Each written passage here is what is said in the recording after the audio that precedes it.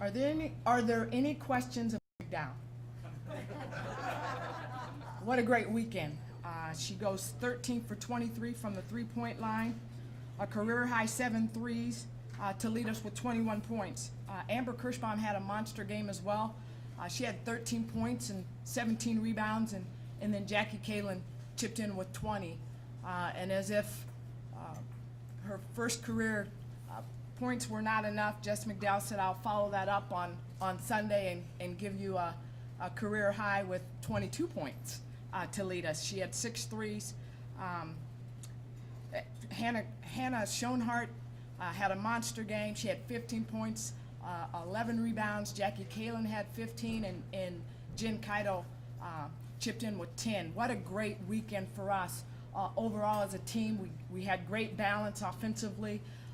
We defended, and we knew going in, winning on the road is extremely hard. And sometimes people have a tendency to look at records and then predetermine. But winning on the road is not an easy thing. To go in and win at Evansville the way we did with the balance that we had is tremendous credit to our kids. They was locked in all week in practice. And we have been talking about consistency and having other kids step up. And we got that this weekend. Same thing against Southern. You know, Southern has lost, I think, 13 or 14 in a row. I'm not sure. They are extremely talented, very prideful, and was really playing with their backs against the wall. And that was, honestly, that was a dogfight. But I thought our kids responded and responded well, and we was able to get out of there with a win. And again, it was a great team effort from start to finish all weekend for our kids. So we're extremely proud of that. We come into this week, it's a big week for us for many reasons.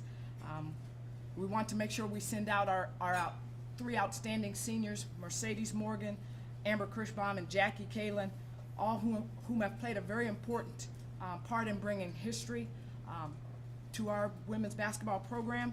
We want to make sure we send them out on the right note. It starts Thursday with Indiana State. It's a huge game for us. We are tied with Indiana State.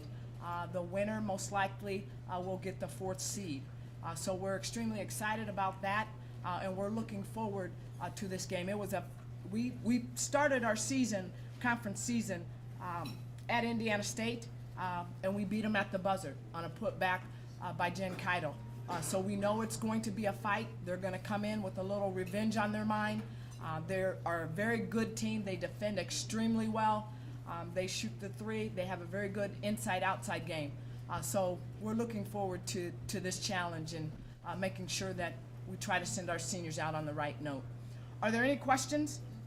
Is there anything about this matchup on Thursday that plays into the fact that it could also be the same matchup you have first round of the tournament? I know you're not thinking tournament at all, but just that possible outcome, does it affect anything positive or negative with how you go in?